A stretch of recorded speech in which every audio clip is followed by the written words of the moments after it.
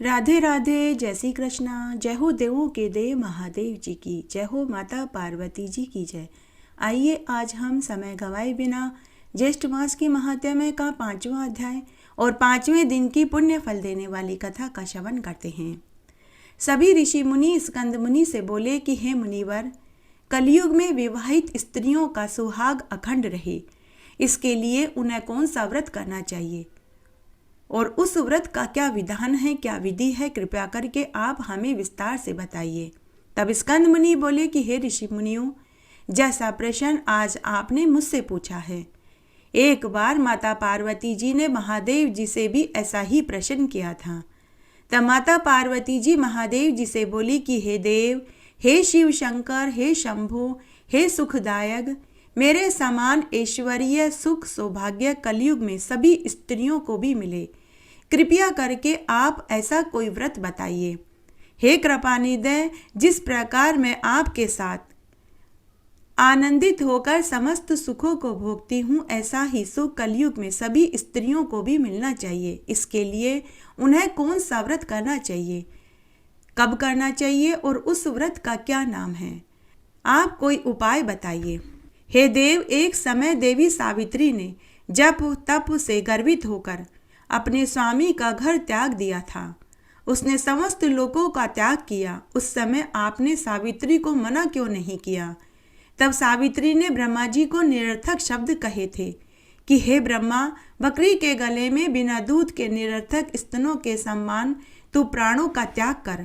सावित्री के ऐसे वचन को जब ब्रह्मा जी ने सुना तो उन्हें भी क्रोध आ गया और वे क्रोध से तिलमिला उठे और उन्होंने सावित्री को वृक्ष योनि में पृथ्वी पर पैदा होने का शाप दे दिया था। उसके बाद क्या हुआ था? तब महादेव जी बोले कि हे पार्वती, तब सभी देवताओं के आग्रह से ब्रह्मा जी ने सावित्री को शाप से उद्धार कर दिया था और उन्हें अनेक वरदान दिए थे। तब देवी पार्वती जी बोली कि हे देव, आप कलयुग की सभी महिलाओं के उद्धार के लिए भी कोई व्रत बताइए। ऐसा कोई व्रत बताइए जो बिना धन खर्च किए उन महिलाओं का सुहाग अक्षय और अमर और अखंड रहे। तब महादेव जी बोले कि हे कल्याणी, ज्येष्ठ मास की तृतीया को सुबह जल्दी उठकर स्नान आदि से निवृत्त होकर उस दिन रंभा व्रत करना चाहिए। तब माता पार्वती जी बोली कि हे देव, यह रंभा व्रत क्या है और इसका नाम रंभा क्यों पड़ा? यह रंभा कौन सी देवी है? तब महादेव जी बोले कि हे कल्याणी, जब ब्रह्मा जी ने सावित्री को वृक्ष होने का शाप दिया था, तब वह सावित्री रंभा केदली कपूर नाम से जानी जाती थी और इसी नाम से वह प्रसिद्ध हो गई। तब दुखी होकर सावित्री अपने पिता के कहने पर ज्येष्ठ मास में लगातार 5 बरस तक उसने ज्येष्ठ मास का स्नान किया, व्रत किया। तब ब्रह्मा जी सावित्री के इस व्रत से खुश हो गए थे और ज्येष्ठ शुक्ल तृतीया को सावित्री के सामने प्रकट होकर उसे दर्शन दिए।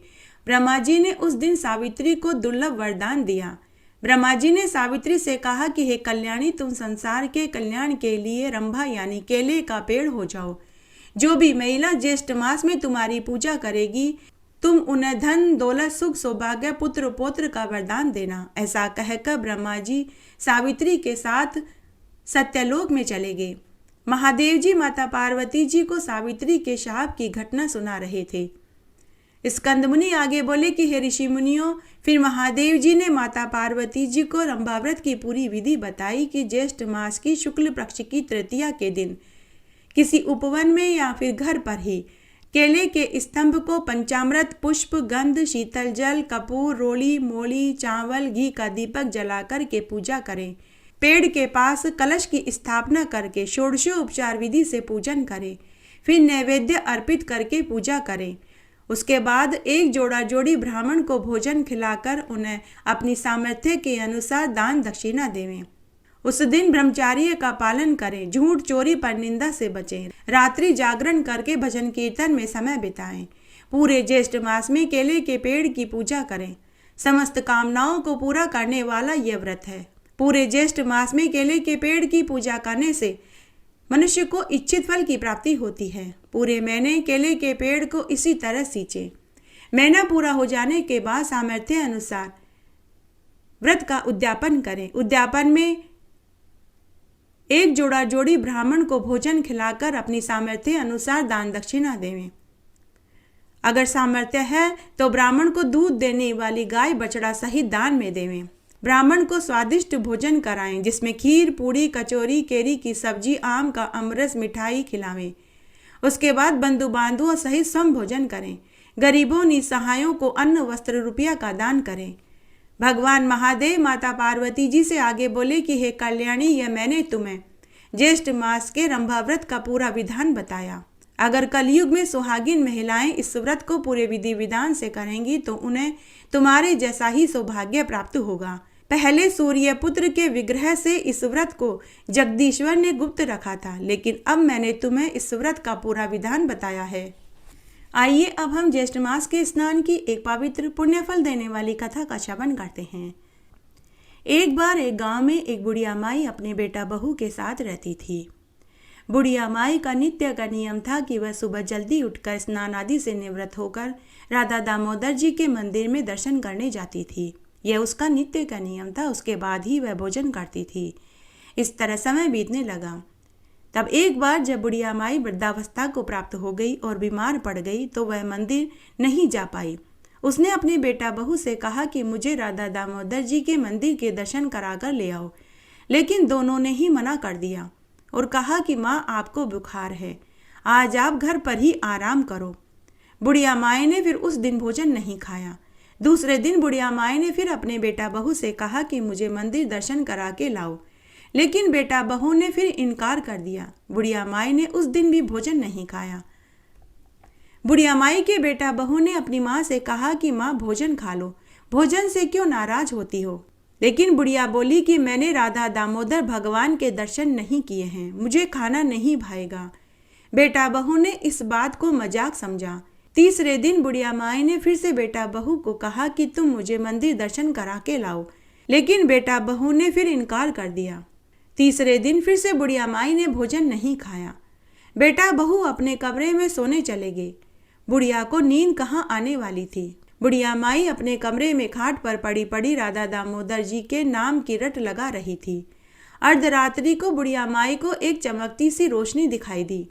बुढ़िया माई अपनी लुगड़ी के पल्ले से चश्मे को साफ करके आंखों पर लगाकर देखने लगी तो उसके सामने सम राधा दामोदर भगवान खड़े थे।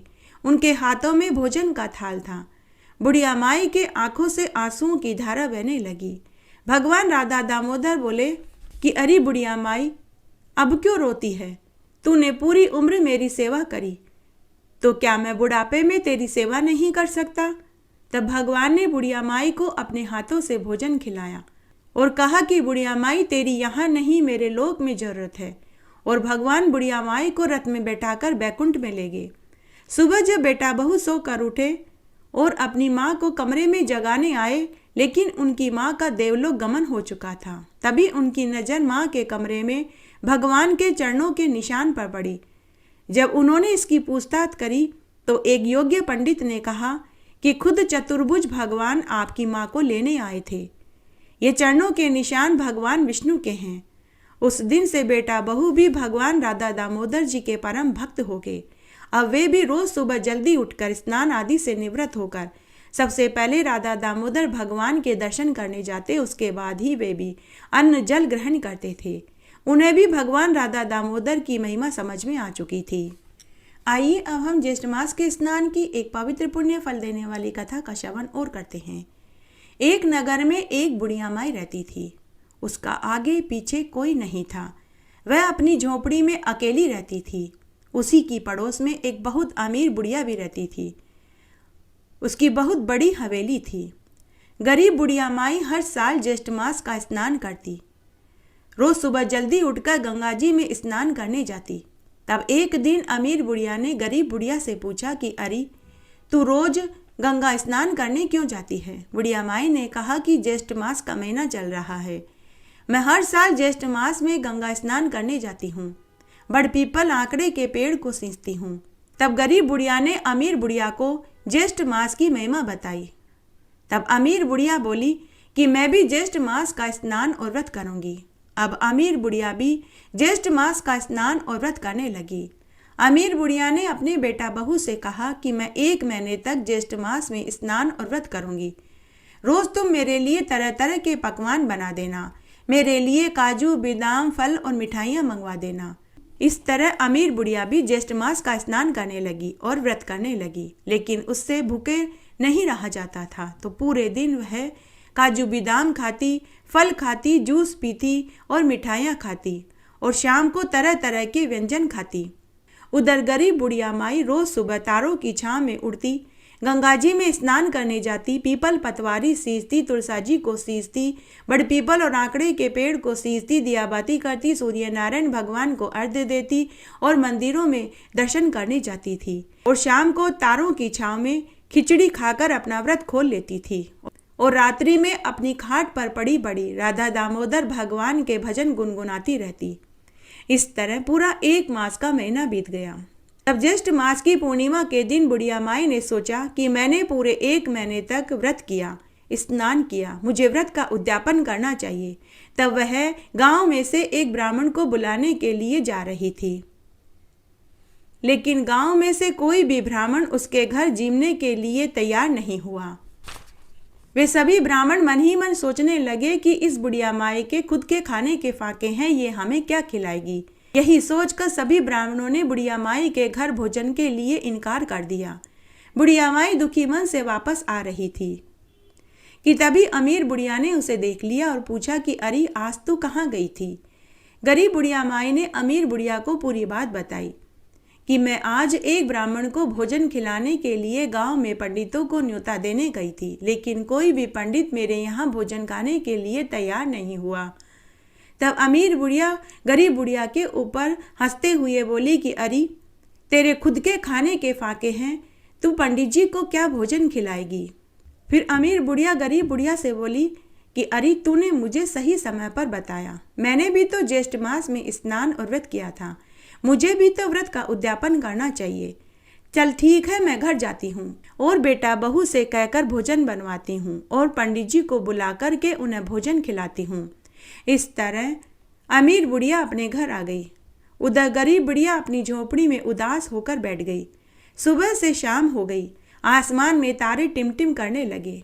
बुढ़िया माई रोज की तरह तारों की छांव में ज्येष्ठ मास का व्रत खोलने बैठी, लेकिन आज उसका खिचड़ी खाने का मन नहीं हो रहा था कि तभी उसकी झोपड़ी में चारों तरफ प्रकाश फैल गया। बुढ़िया माई ने देखा कि साक्षात विष्णु भगवान चतुर्भुज रूपधारी, पीताम्बरधारी, मुकुट शंख चक्र गदाधारी भगवान उसके सामने खड़े थे। बुढ़िया माई भगवान को देखकर बावली हो गई और भगवान के चरणों में गिर पड़ी। तब भगवान विष्णु बुढ़िया माई से बोले कि अरे माई, तेरे यहाँ मैं भोजन करने आया हूँ, क्या तू मुझे भोजन नहीं कराएगी। बुढ़िया माई बोली कि हे प्रभु, आपको नहीं कराऊंगी तो किसे कराऊंगी।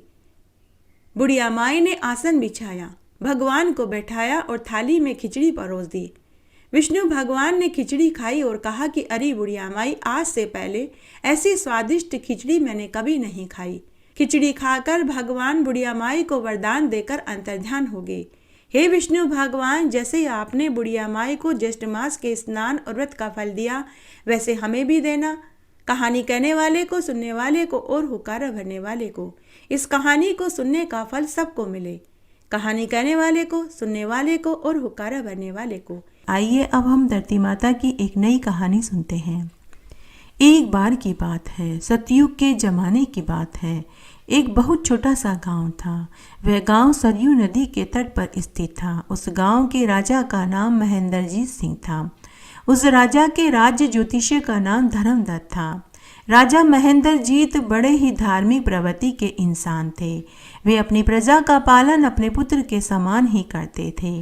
राजा आए दिन यज्ञ, हवन, पूजा पाठ सभी किया करता था।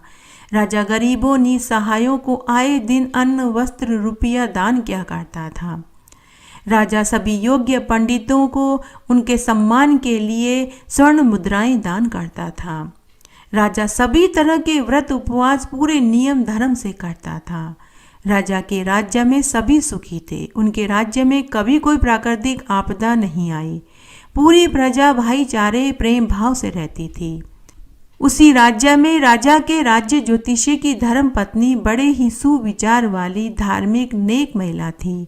वह भी सभी तरह के व्रत उपवास, पूजा पाठ, दान धर्म किया करती थी। उसने सभी एकादशियों का, प्रदोष का, पूनम और अमावस्या के व्रत किए और साथ ही समय रहते ही उन व्रतों का उन्होंने उद्यापन भी कर दिया।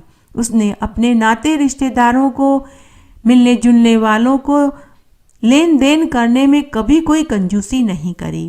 वह खूब लेन देन किया करती थी। उसने भतीजों भांजियों का खूब मायरा भरा। उसने धर्मराज की कहानी सुनी, उद्यापन किया, पोपाबाई की कहानी सुनी और उद्यापन किया। उसने अपने जीवन काल में कार्तिक, बैसाख, माघ मास, पुरुषोत्तम मास में खूब स्नान, दान पुण्य किया और समय रहते ही व्रतों का उद्यापन भी कर दिया। पूरे गांव वाले ये जानते थे कि राजा के बाद अगर कोई व्रत, उपवास, दान पुण्य में विश्वास रखता है तो वह है राज्य ज्योतिषी की पत्नी लाजवंती। उड़ती उड़ती यह खबर राजा के कानों तक भी पहुंच गई तो राजा को सुनकर बहुत अच्छा लगा। राजा मनी मन सोचने लगा कि एक औरत होकर इतने धर्म कर्म करती है, यह तो बहुत अच्छी बात है। इस तरह समय बीतने लगा। तब एक दिन, इसे संयोग ही कहें कि एक ही दिन, राजा व राज्य ज्योतिषी की धर्म पत्नी लाजवंती का स्वर्गवास हो गया।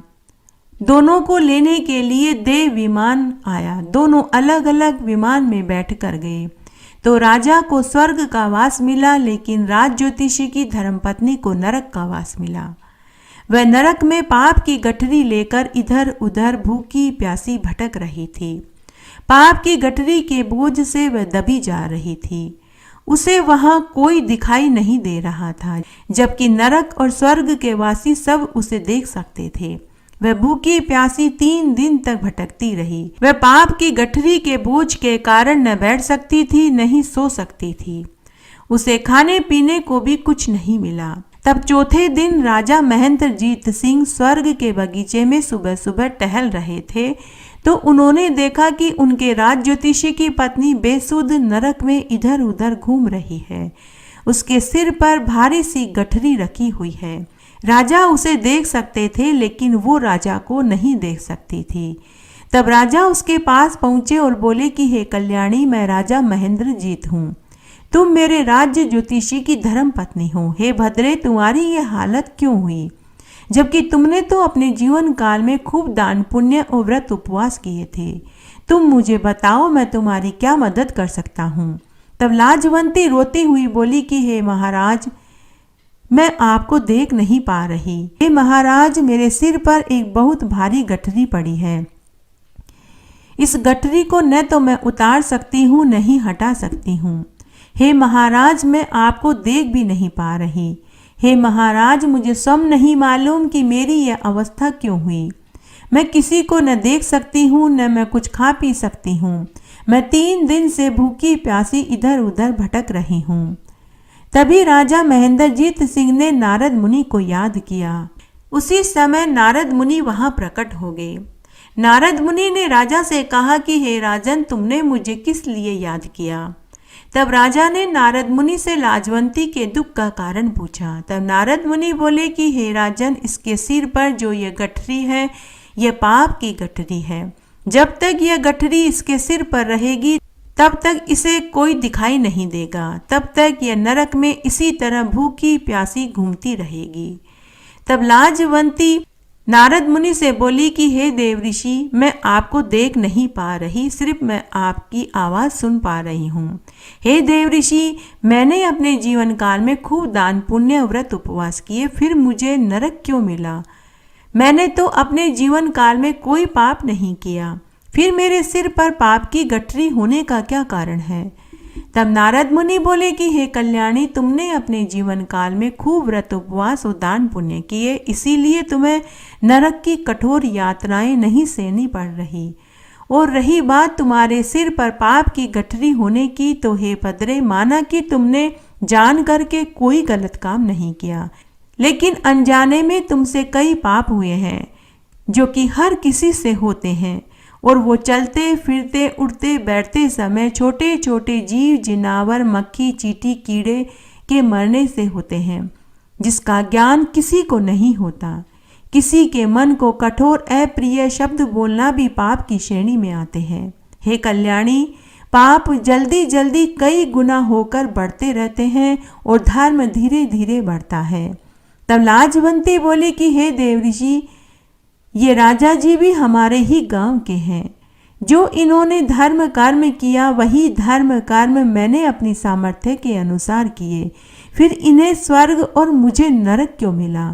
तो नारद मुनि बोले कि हे कल्याणी, इस राजा से भी अनजाने में कई छोटे बड़े पाप हुए थे, लेकिन इन्होंने जीवित रहते ही धरती माता की 7 दिन तक कहानी सुनी, व्रत किया और बाद में उद्यापन कर दिया।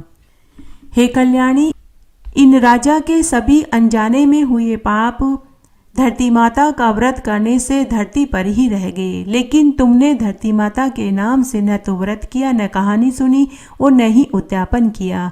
इससे तुम्हारे सभी पाप यहाँ तक आ गए। हे कल्याणी, जब तक तुम्हारे सिर पर पाप की गठरी रहेगी तुम यहाँ किसी को देख नहीं पाओगी। साथ ही कल्याणी, तुम्हें स्वर्ग ही मिला था, लेकिन इस पाप की गठरी को लेकर तुम स्वर्ग में प्रवेश नहीं कर सकती। तब लाजवंती और राजा दोनों ने एक ही प्रश्न नारद मुनि से किया कि हे देव ऋषि, अब इसका क्या निवारण हो सकता है? आप इसका कोई उपाय बताइए।